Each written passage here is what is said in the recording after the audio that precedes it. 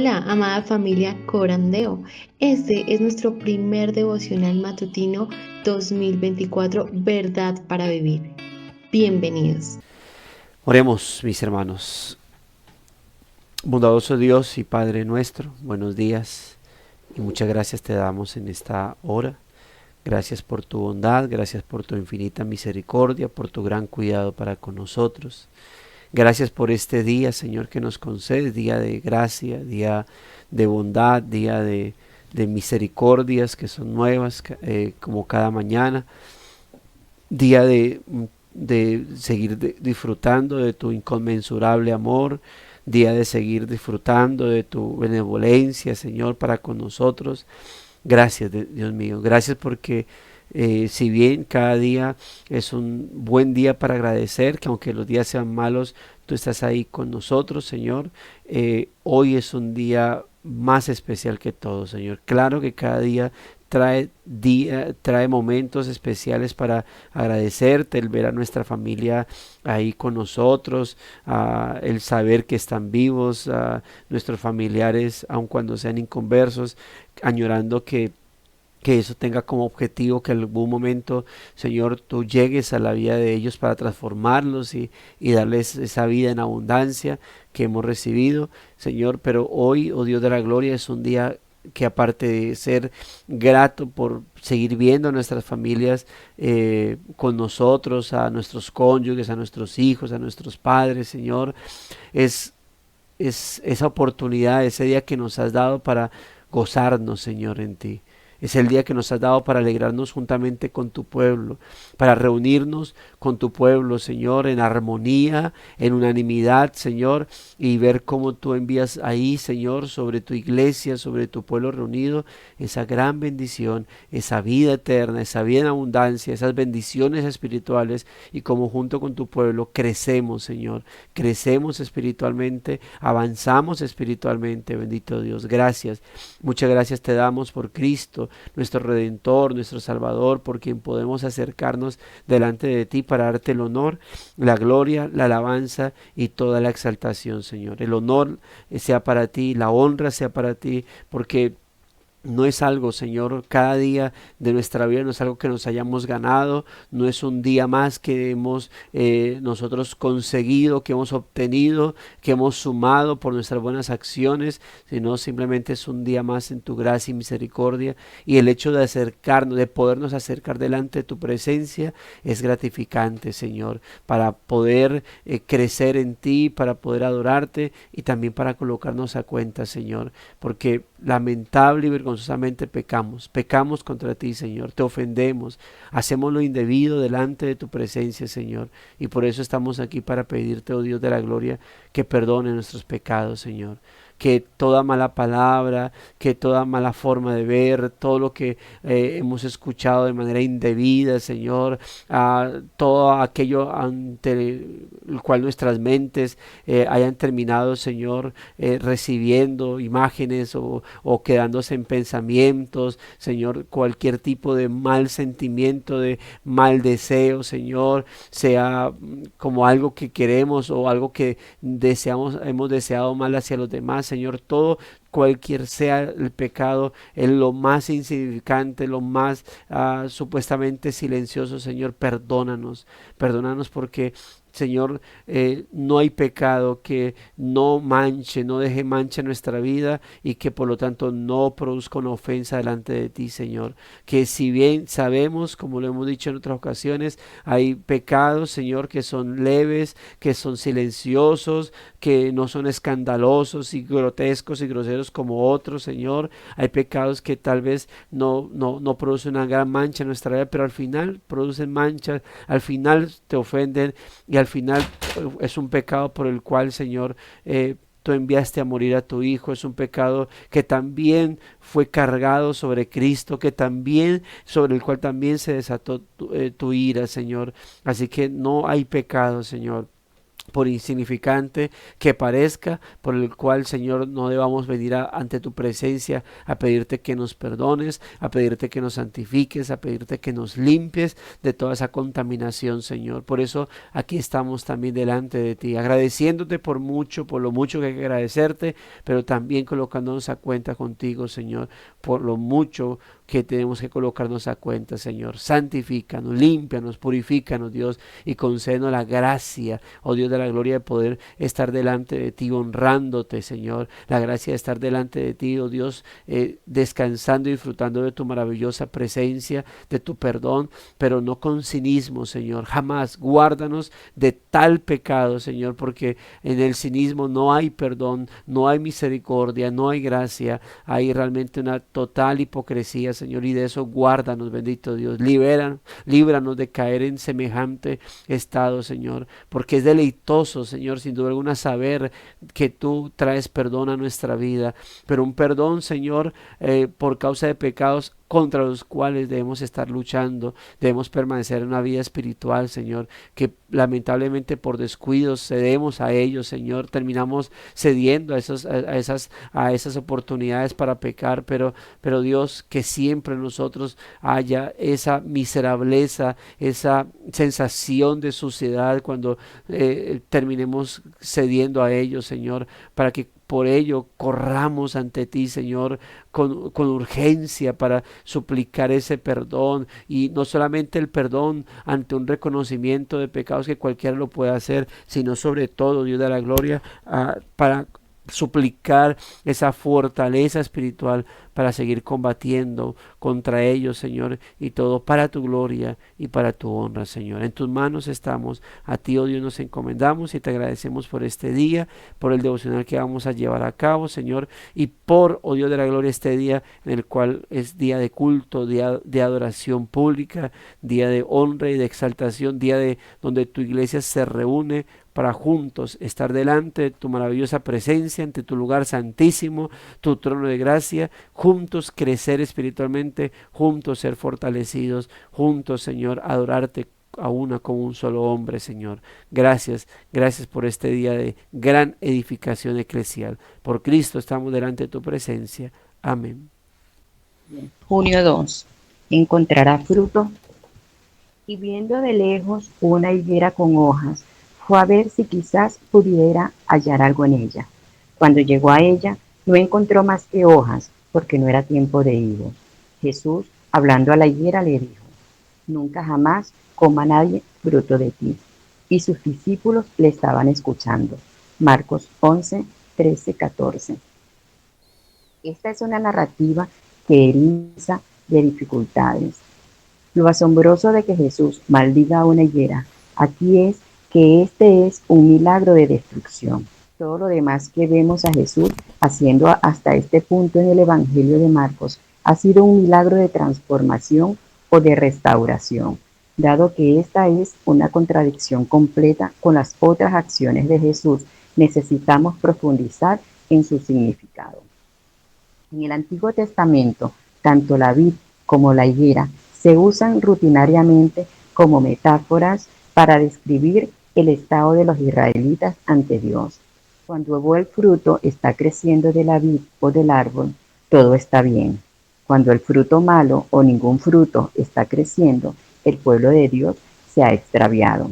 Mientras Jesús observaba el vacío absoluto que estaba representado en las actividades religiosas en ese momento, estas palabras del profeta Miqueas pueden haber venido a su mente: ay de mí, porque soy como los recogedores de frutos de verano, como los rebuscadores en la vendimia.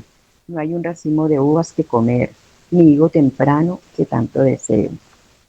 Miqueas 7:1. La maldición de Jesús sobre la higuera no fue para nada arbitraria. Esta escena era una parábola actuada del simbolismo profético. Usó la higuera para demostrar el juicio que estaba a punto de caer sobre Jerusalén. Jesús había venido al centro de la vida religiosa en busca de oración y fruto, y no había encontrado ninguna de las dos. La higuera estéril era emblemática de un legalismo ceremonial y religioso que afirmaba satisfacer el corazón hambriento y agradar a Dios.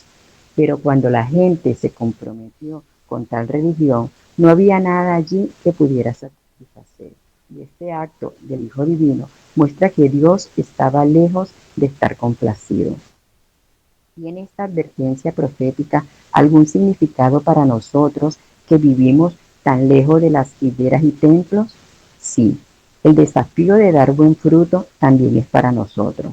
Sin embargo, también debemos tener cuidado de confundir las observancias religiosas o la autojusticia derivada de cumplir con reglas con el verdadero fruto. El pueblo de Dios siempre está en peligro de un legalismo vacío que reemplace una relación vibrante. ¿Cuál es la manera de prestar atención a la advertencia de la higuera marchita? En otra parte, Jesús nos dice, todo sarmiento que en mí no da fruto, el Padre lo quita. Yo soy la vid, ustedes los sarmientos. El que permanece en mí y yo en él, ese da mucho fruto, porque separados de mí nada pueden hacer. Juan 15 del 2 al 5. En otras palabras, no debemos buscar hacer mejor las cosas, sino conocer mejor a Jesús. ¿Hay en tu vida algún aspecto de lo que representa esta higuera? Cuando Jesús venga y nos busque, encontrará fruto en nuestras ramas, encontrará fe. Permanezcan humildemente conectados a Jesús. Nuestra vida y su espíritu producirá en ustedes el mismo fruto que Él está buscando. Juan 15, del 1 al 11 para profundizar. Muchas gracias, mi hermana.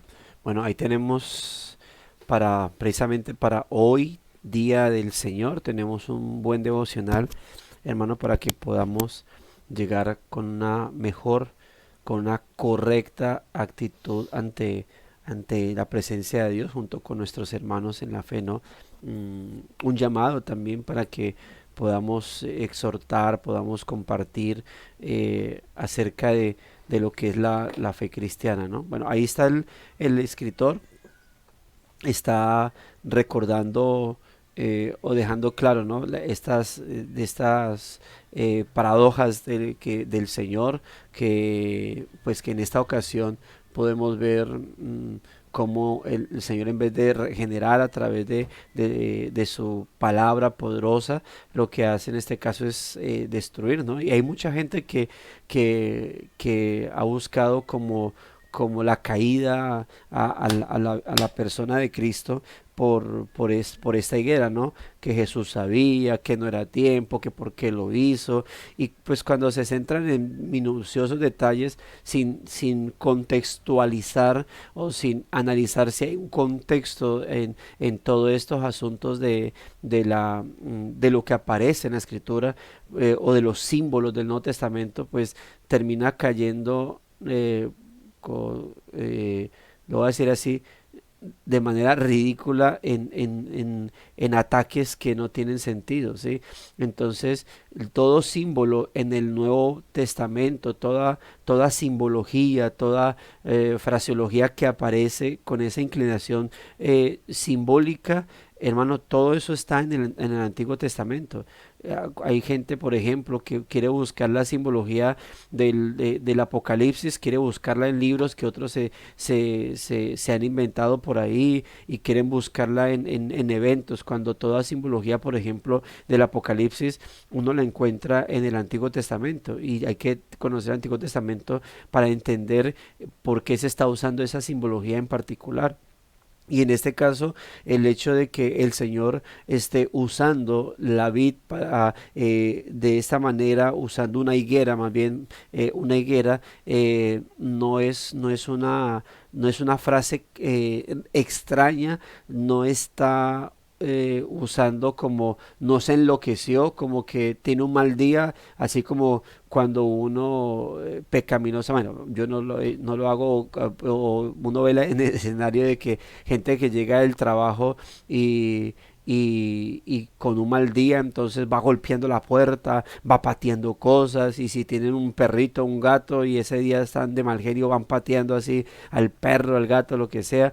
Entonces no, Cristo no está haciendo eso, como que estoy cansado de tanto caminar, y entonces el esposo, no, cansado del trabajo, tiene mucha sed, va a abrir la nevera, no hay refresco, no hay agua fría, entonces azota la nevera. No le pasa así al Señor, como que, uy, estamos caminando mucho, tenemos hambre, uy, esta higuera tiene fruto, uy, no hay nada, uy, maldita higuera. O sea, eso no le pasó al Señor. Eso no, el Señor no está lanzando maldiciones a diestra y siniestra ahí, como si, como que se enloqueció, como que tiene mal genio con el pueblo que no le está creyendo. Ahora el Señor sabía que esa higuera no tenía fruto. Entonces lo que está haciendo, y obviamente al Marcos registrarlo, que es algo, es una idea que también, o un escenario que también registra Mateo, por ejemplo, y Mateo más que todo para poder recalcarlo sobre todo sobre su audiencia. Marcos lo está registrando porque él quiere plantear obviamente la realidad sobre la cual estaba pasando el pueblo de Israel. Un escenario bastante macabro, es decir, esa escena muestra algo macabro, algo lamentable, algo triste sobre el pueblo de Israel, sobre el cual el Señor pues había venido a mostrarse como el Mesías, a mostrarse como el Redentor, como aquel enviado del Señor. Y encontrarse con ese escenario pues es lamentable, ¿no? Entonces, ahora, cuando digo que todo está en el Antiguo Testamento, esas fraseologías simbólicas, pues debemos recordar que tanto la higuera como la vid es algo usado bastante en el Antiguo Testamento, y es para hacer referencia al pueblo de Israel. O sea, siempre higuera y vid es una palabra, es el uso de algo real para usarlo como metáfora, para relacionarlo con el comportamiento de Israel. Y así como como la higuera o la vid lleva fruto, en ocasiones también el pueblo de Israel fue reprendido por no llevar fruto, incluso en ocasiones por llevar fruto como si fuera de otra higuera, o llevar fruto de otro tipo de cosas, o incluso el Señor llegó a cuestionar a Israel por producir higos o silvestres, es decir, naturales y no particulares de un pueblo de Dios, sino como si fuera pueblo de otro lugar. Entonces, esto se usa para describir el estado espiritual de los israelitas. Y permítame decirle, hermanos, lo que el Señor entra a cuestionar acá, en este caso, es algo que ya fue cuestionado antes. Si bien usted recordará, el Señor estando en ese momento, estando en ese estado, utiliza contra el pueblo algo que Isaías llegó, una frase que Isaías llegó a utilizar contra Israel mismo en su momento. Este pueblo de labios me honra, pero su corazón está lejos de mí. ¿Sí? Y esa frase que el Señor utiliza en el presente contra el pueblo de Israel, es una frase que Dios mismo, por medio del profeta Isaías, utilizó contra la misma nación de Israel en ese momento. Un pueblo que de labios honraba al Señor, pero cuyo corazón estaba alejado de Dios. Entonces, no, el Señor no está actuando alocadamente, está trabajando o está obrando con toda la cordura y con toda una objetividad en particular. Entonces dice aquí, cuando el buen fruto está creciendo de la vid o del árbol, todo está bien. Pero cuando el fruto malo o ningún fruto está creciendo, eso implica que el pueblo de Dios se ha extraviado del camino que él debiese estar siguiendo. Y por eso aquí dice, mientras Jesús observaba el vacío absoluto que estaba representado en las actividades religiosas en ese momento, dice él, estas palabras del profeta Miqueas pueden haber venido a su mente. Se especula, pero debido a que Cristo sin duda alguna está conectado con todo lo que tiene que ver con el Antiguo Testamento en relación con el pueblo de Israel y su actitud, de seguro sí esta puede ser una de las muchas palabras que pueden estar pasando por la mente del Señor. Miqueas ahí cita Miqueas capítulo, o lo que conocemos como capítulo 7 versículo 1, ¿no? Ay de mí, porque soy como los recogedores de frutos de verano, como los rebuscadores en la vendimia. No hay racimo de uvas que comer, ni higo temprano que tanto deseo.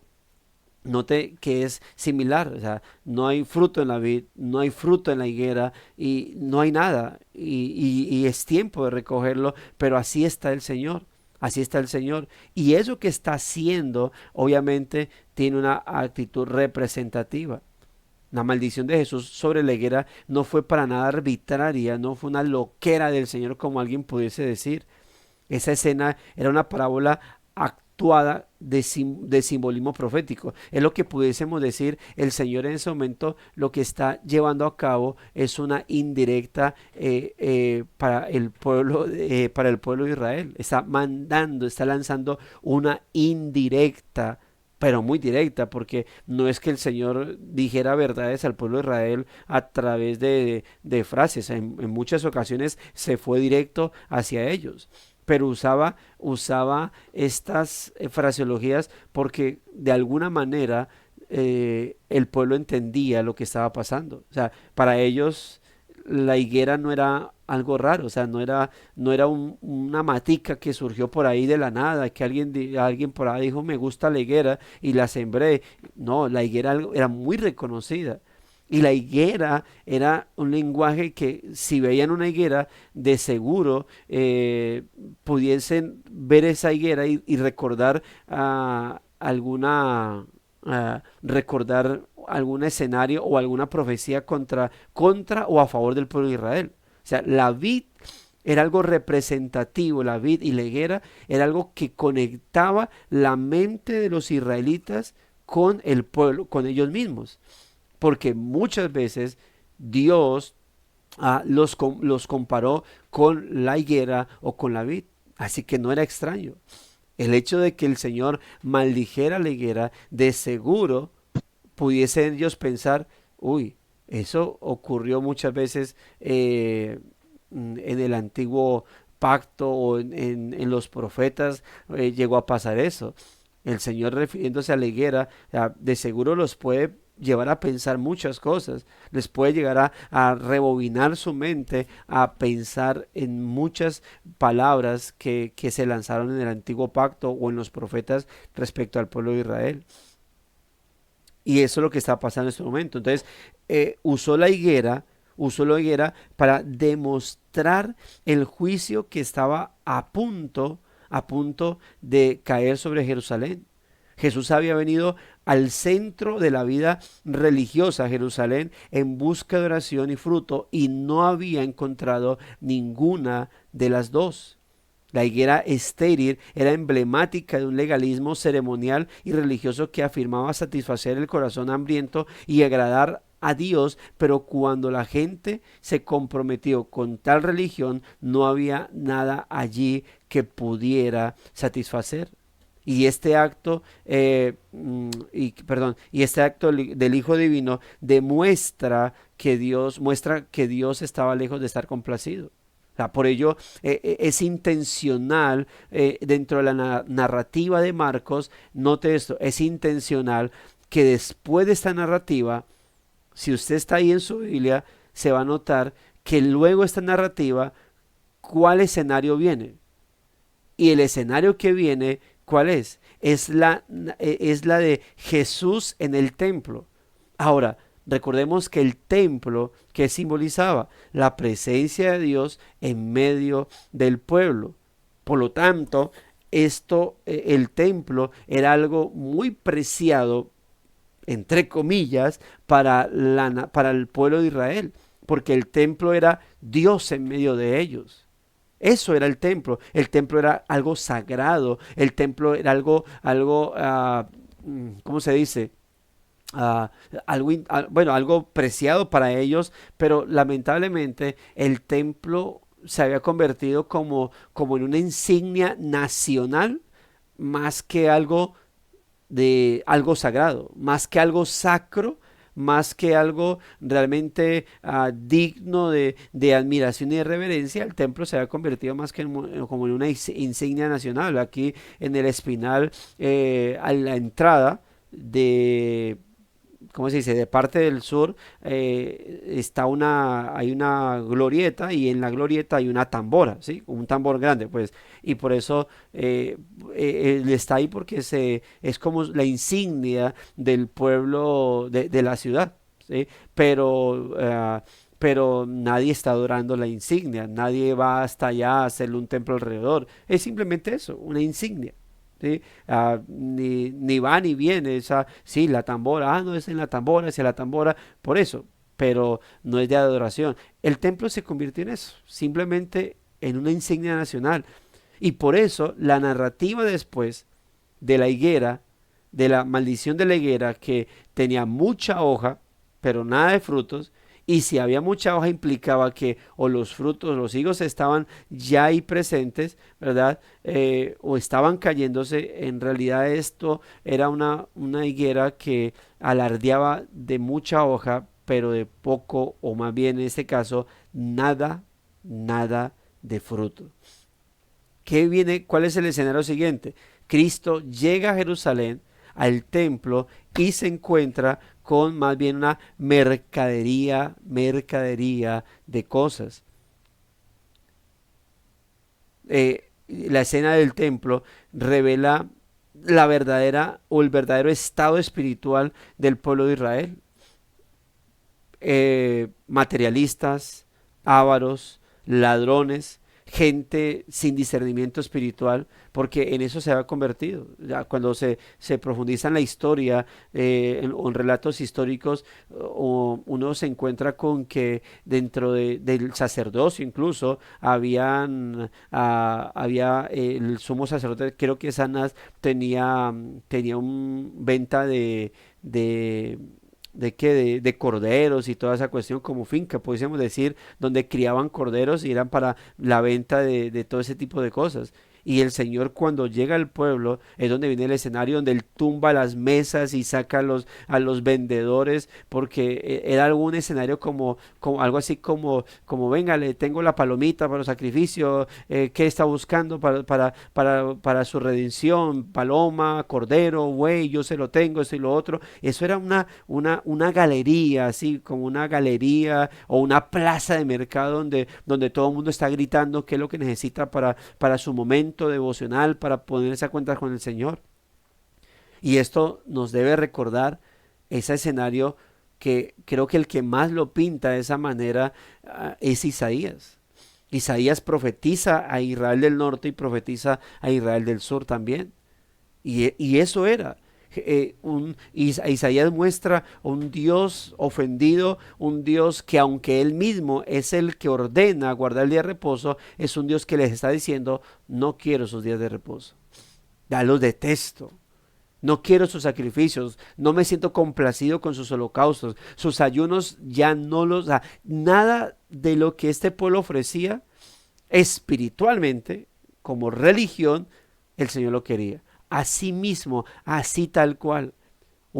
Así que Israel, como en los tiempos de Isaías, así mismo ahora, y podemos decir que peor, porque ¿quién había venido en medio de ellos sino Jesús?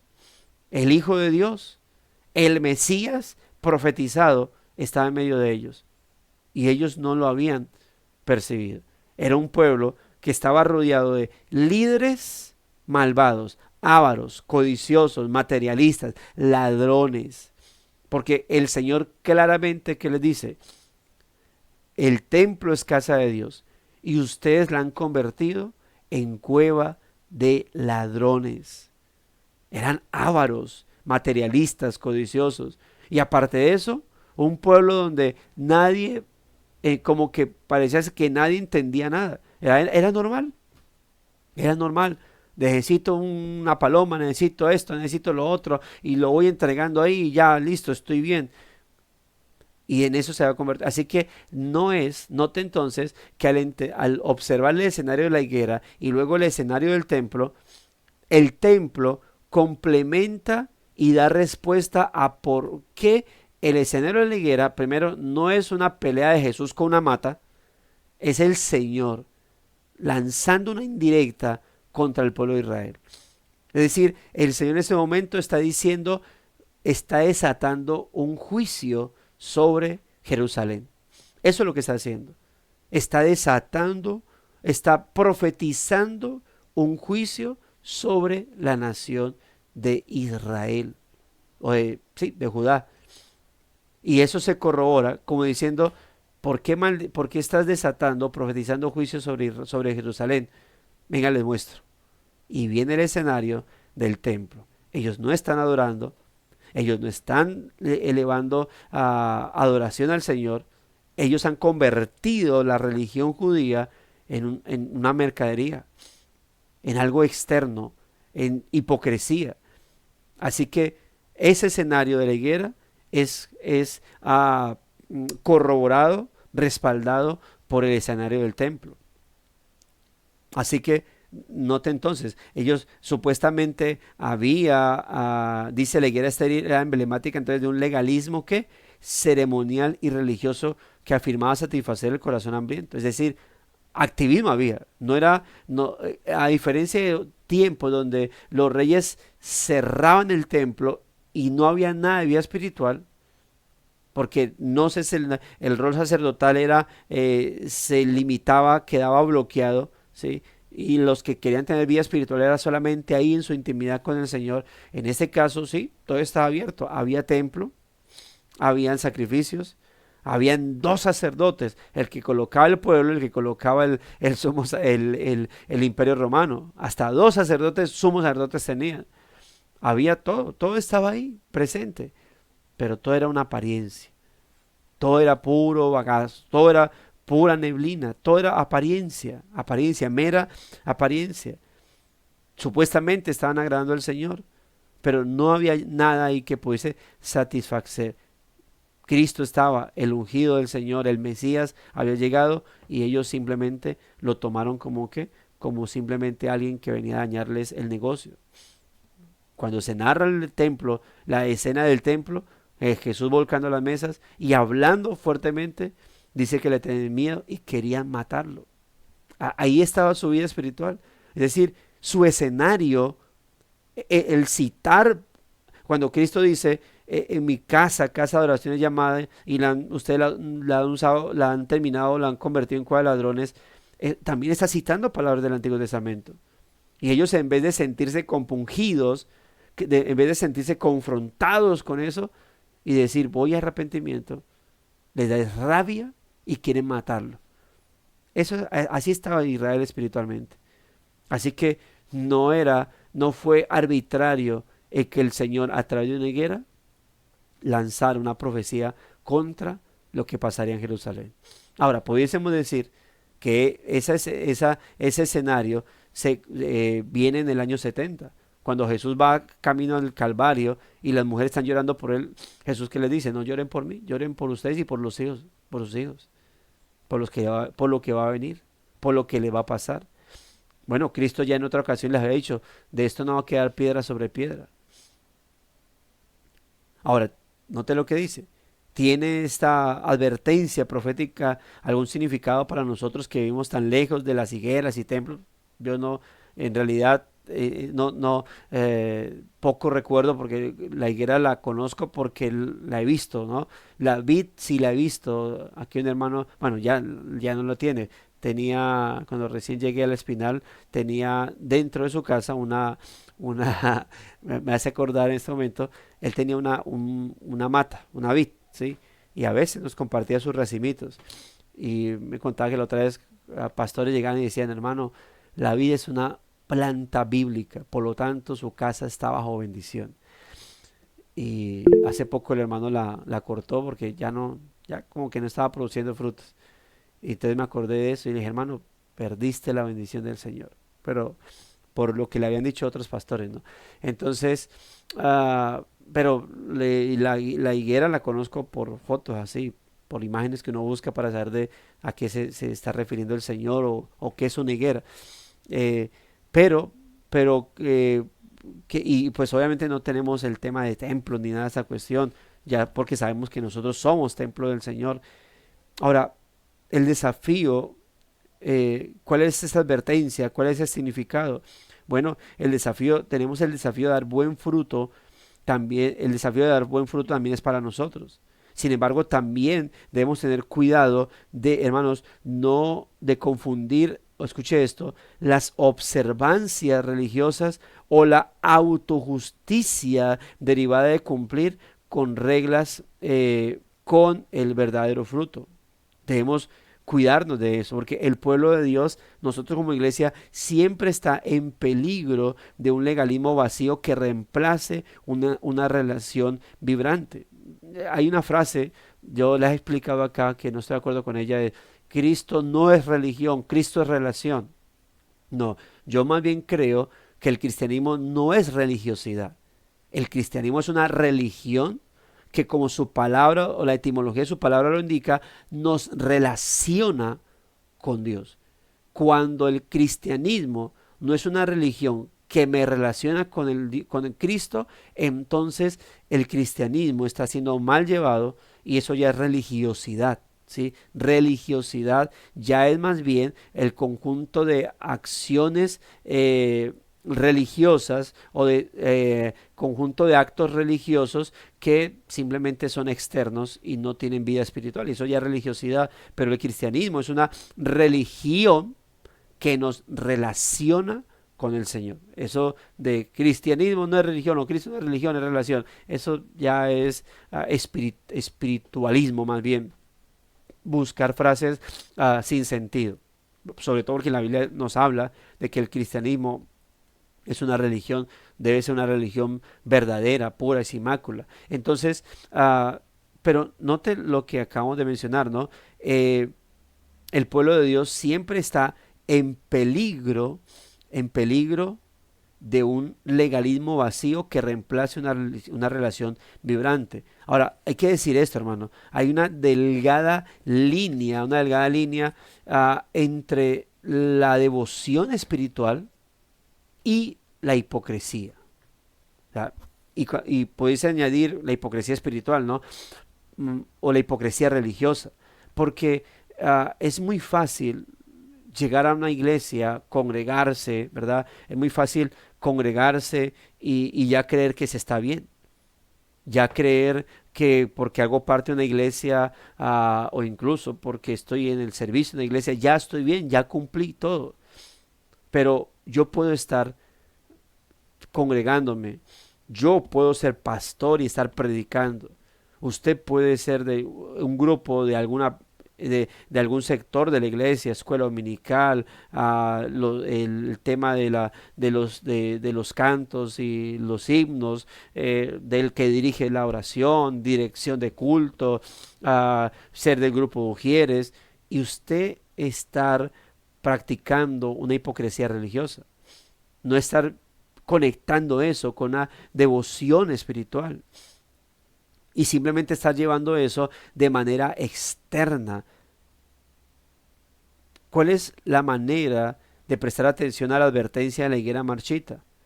Bueno, en otra parte Jesús dice, y aquí es donde cita dos partes de dos versículos de ese texto que nos deja de reflexión al final, que es Juan capítulo 15, 1 al 11, donde habla de la higuera, de cómo Cristo es la vid, nosotros los pámpanos, no de la higuera, sino de la vid. Cristo es la vid, nosotros los pámpanos, o como dice la Biblia de las Américas, los sarmientos, es decir, ese racimo de uvas que es el fruto de la vid.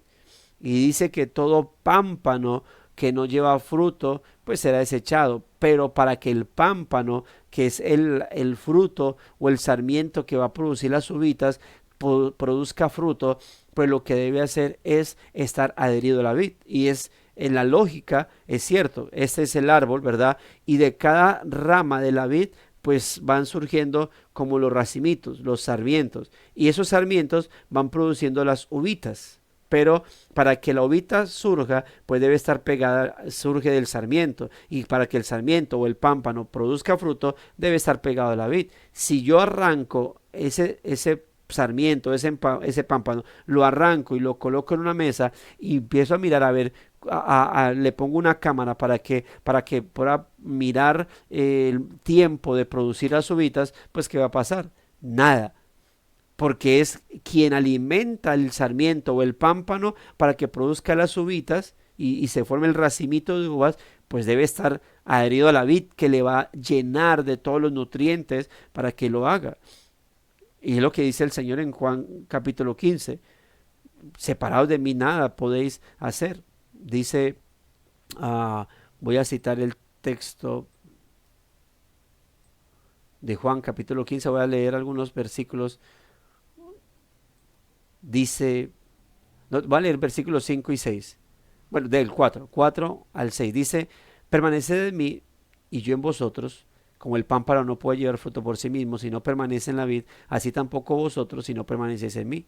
Yo soy la vid, vosotros los pámpanos. El que permanece en mí y yo en él, este lleva fruto, porque separados de mí nada podéis hacer.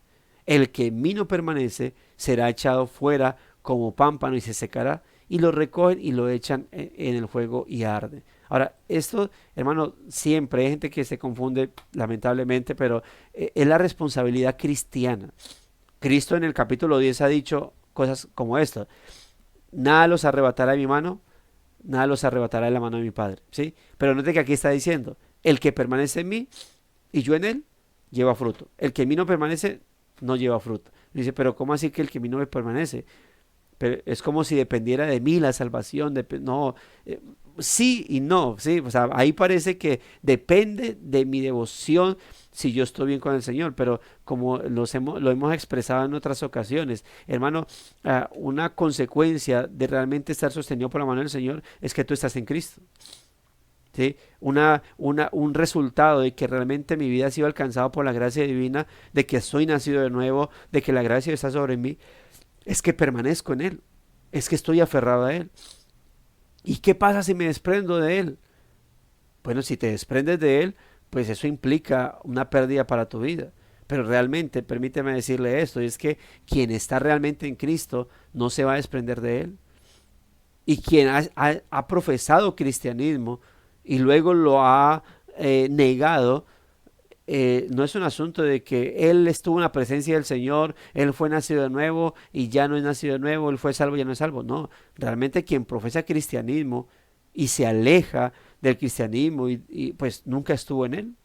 Y pero si va y vuelve, bueno, pues eso implica que el Señor ha pasado dos cosas: o el hijo ha vuelto a casa, o esa persona ahora ha nacido de nuevo y antes no. ¿Sí? Esas dos cosas pueden pasar de cuando nos encontramos de gente que profesó cristianismo, se aparta y regresa, ¿sí? O el Señor dejó que él se apartara para darle una enseñanza y que pudiese experimentar la miserableza de estar fuera de Cristo, y por eso será restaurado. O dos, esa persona mientras estuvo profesando nunca conoció al Señor, nunca fue regenerado y por eso se apartó, pero como estaba en el plan de Dios, vuelve. Es decir, el Señor lo trae ahora sí bajo regeneración, ahora sí bajo regeneración. Entonces, cuando alguien se aparta luego de profesar, pasa una de dos cosas: o es restaurado espiritualmente o es regenerado genuinamente, porque antes no lo estaba. Así que, pero es el asunto de observar la responsabilidad que tenemos. Es decir, el cristianismo genuino, la dependencia de Dios jamás implica quietismo espiritual, jamás implica, porque ya hemos hablado acerca de esto en algunas ocasiones. En algunos tiempos los moravos, por ejemplo, fueron permeados, que fueron calvinistas, se dejaron permear por el quietismo espiritual. Dios es soberano, la salvación depende de Dios, no tengo que hacer nada, no tengo que orar, no tengo que leer la palabra, no tengo que hacer ningún fruto de nada, nada, nada, porque Dios lo hizo todo y si si soy salvo, pues ya, todo está bien. Y ese es obviamente la mala comprensión de la palabra del Señor. Nosotros entendemos que si hemos sido regenerados, la reacción natural de un regenerado es estar aferrado a Cristo, ¿sí? Esa es la reacción natural. Si alguien realmente se ha encontrado con el Señor, mis hermanos, pues realmente esa persona permanecerá. Note lo que aquí dice, en otras palabras, no debemos buscar hacer mejor las cosas, sino conocer mejor a Jesús. Obviamente, escuche esto, obviamente, aquel que conoce al Señor, aquel que genuina, verdaderamente conoce al Señor, hará las cosas para su gloria, con devoción, con diligencia y por lo tanto hará las cosas mejor. Note lo que hago esta aclaración porque para que no haya esa mala sensación. Cuando dice acá, no debemos buscar hacer mejor las cosas, sino conocer mejor al Señor. Sí, amén. Pero una vez tú conoces mejor al Señor, lo que haces para Él, lo haces con diligencia. ¿Sí? No es que, pues como no es buscar hacer mejor las cosas, sino conocer mejor al Señor, pues entonces conozco mejor al Señor y todo lo hago chambonamente, como se dice coloquialmente, es decir, con negligencia, sin entrega. No, el conocer al Señor producirá ¿qué cosa? Diligencia. El conocer al Señor va a producir que yo haga las cosas para su gloria y para su honra. Pregunta reflexiva. ¿Hay en tu vida algún aspecto de lo que representa esa higuera? Hoy vas al culto, hermano. Ya algunos salieron. Hoy vas para el culto. Hoy vas a encontrarte con tus hermanos. Hoy vas a servir posiblemente en la iglesia. La pregunta es ¿cómo? ¿Con hipocresía? ¿Porque te toca? Hoy vas para el culto, ¿por qué? Para no ganarte un memo eclesial, un llamado de atención al pastor. ¿Cómo te estás levantando para el culto? ¿Con jartera porque quisieras estar durmiendo? Tu familia se va de paseo y tú por ser cristiano tienes que irte para la iglesia, ¿sí? Tu familia se va para el cine o hay una película o hubo invitación de la empresa, pero por ser cristiano te toca irte para la iglesia, renegando, pero toca cumplir porque si no, pues me van a ver mal. Hermano, no seas una higuera que tiene muchas hojas, pero nada de fruto. No seas eso. Si eso estás haciendo, arrepiéntete. Reconoce tu pecado ante el Señor y pídele a Dios que te ayude a llevar un cristianismo genuino. Lo dije ahorita, hay una delgada línea entre ser un cristiano devoto espiritualmente y un profesante cristiano con hipocresía religiosa, que hace cosas y hace cosas. Hermano, Dios guarde nuestra vida de eso. Cuando Jesús venga, dice acá, y nos busque, en este momento, ante la palabra, porque el Señor viene a buscarnos o a confrontarnos con su palabra. Antes de la segunda venida, constantemente viene con su palabra. ¿Qué dice? Encontrará fruto en nuestras ramas, encontrará fe, encontrará devoción, encontrará vida espiritual, encontrará el deseo de hacer las cosas para su gloria. Hermanos, permanezcan humildemente conectados a Cristo, nuestra vid, y su espíritu producirá en nuestras vidas el mismo fruto que Él está buscando. Que nuestro cristianismo, hermano, no sea mero activismo, mero hacer cosas. No, yo estoy bien porque me congrego, porque sirvo, porque yo estoy ahí en la iglesia, yo voy a los cultos de oración. Ahora, hermano, ojo, porque hay gente cuando uno le dice, o hay gente que dice, no, como yo estoy haciendo las cosas más, pues ¿para qué lo hago? ¿Para qué voy a la iglesia? Hoy me confrontó la palabra y me di cuenta que soy un hipócrita espiritual. Ok, ¿qué vas a hacer? ¿Te vas a arrepentir? No volver a la iglesia. No entendiste entonces el llamado. No, pues me di cuenta que soy un hipócrita, religioso. Entonces, ¿y qué vas a hacer? ¿Te vas a arrepentir? ¿Vas a cambiar? No, voy a dejar de servir. No entendiste el mensaje. El mensaje no es dejar de hacer. Eso es lo que hace el enemigo. Como dicen, uy, no, usted para qué va a hacerle, como se dice coloquialmente, no vaya a la iglesia a hacerle morcillas al diablo. Usted no vaya, quédese en la casa más bien durmiendo, ¿para qué? Mientras que el mensaje del Señor, ¿cuál es? Arrepiéntete y haz. Haz las primeras obras, vuelve al primer amor, arrepiéntete y vuelve, cambia. Eso es lo que hay que hacer. No es dejar de hacer, es cambiar. Entonces, que nuestro cristianismo no sea mero activismo, sino el resultado de una vida llena del Espíritu Santo, guiada por el Espíritu Santo, una vida de devoción. Hoy es un día para, hermano, tal vez, si este escenario de la higuera es tu vida espiritual, es de postrarse ante el Señor y decirle: Dios, ayúdame a cambiar. Sácame de esta hipocresía religiosa. Sácame de esta hipocresía espiritual, este aparente cristianismo, y hazme realmente un adorador en espíritu en verdad, que hoy que voy a la iglesia, Señor, pueda renunciar a ese pensamiento de me toca, porque si no me pasan memorando y yo no quiero. No, hermano, que lo hagas como para el Señor. Si Pablo mandaba a los siervos a servir a sus jefes o a sus amos, hermano, a servir a sus amos no creyentes como al Señor y no a los hombres, ¿cuánto más nosotros en nuestro cristianismo y para la iglesia, hermano? ¿Cuánto más no debemos hacer las cosas como para el Señor y no para los hombres? No como sirviendo al ojo humano, sino como sirviendo al Señor. Dios nos ayude en esto, mis hermanos. Vamos a orar, pero antes, como siempre, vamos a leer primero los comentarios que estén por aquí. Dice su hermano Carlos, dice: cada acción del Señor Jesús debemos atenderla con atención, porque cada una de ellas está allí por un propósito sabio y necesario. Su pueblo primero había sido instruido y preparado para hacer luz a las naciones y ser un pueblo santo, pero en una auditoría sorpresa recibió una palabra de juicio por nuestro Señor, cuando buscó fruto y no lo halló. Nosotros somos el nuevo Israel, y esta acción es una clara advertencia de que Dios también, habiéndonos elegido, espera fruto de nosotros. Como dice primera de Pedro 2, 9 al 10, mas vosotros sois linaje escogido, real sacerdocio, nación santa, pueblo adquirido por Dios, pueblo de su propiedad, dice otras versiones, para que anunciara las virtudes de aquel que os llamó de las tinieblas a su luz admirable. Vosotros que en otro tiempo no erais pueblo, pero que ahora sois pueblo de Dios, que en otro tiempo no habéis alcanzado misericordia, pero ahora habéis alcanzado misericordia. Hermano, que el Señor nos ayude. No sé si hay algún comentario breve que alguien quiera hacer, o alguna inquietud, y podamos, mis hermanos, escucharla y pues terminar en oración. Si no, oremos al Señor. Quisiera también preguntar, como siempre, para hacer partícipe a todos mis hermanos y hermanas, si alguien de pronto desea orar con base a lo que estudiamos y cerrar así el devocional, puede hacerlo también. Si no, este servidor lo hace. Bueno, vamos a orar al Señor, mis amados hermanos.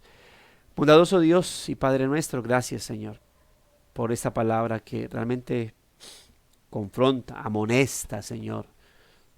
Y si la vemos no como una total reprimenda o gritos, sino que vemos como un llamado en amor, pues es una exhortación también a que no caigamos en hipocresías religiosas, o a que salgamos de ahí, Señor, a que salgamos de ahí, porque el llamado es hacer las cosas como para ti y no para los hombres, Señor, porque es a ti a quien servimos, no a los hombres.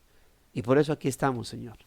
Perdona nuestros pecados, límpianos de nuestras iniquidades, perdónanos, Señor, nuestras maldades, y concédenos el hacer las cosas para tu gloria y honra.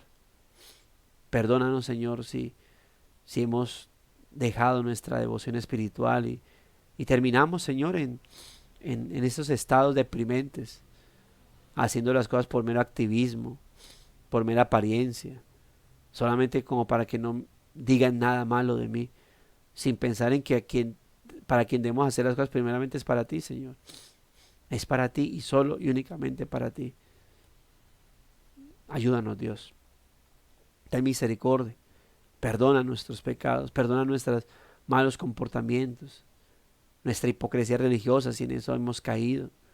Y ayúdanos, Señor, para realmente servirte a ti y hacer las cosas con devoción, con entrega a ti, Señor. Padre, ahorita van mis hermanos, ya otros van camino allá hacia la iglesia para servir. para adorarte, para cantar, para orar. Dios, que lo puedan hacer de esta manera, Señor, con entrega, con fruto para ti, Señor, porque están aferrados genuinamente a ti, no de nombre, no de palabra, sino en hecho y en verdad. Así que en tus manos encomendamos nuestra vida y te pedimos, Señor, que esas palabras retumben en nuestras conciencias. Muchas gracias te damos, Señor, por Cristo, nuestro Redentor y Salvador. Amén y amén. Mis amados hermanos, gracias y paz a sus vidas. El Señor les continúe bendiciendo. Tengan un excelente día del Señor.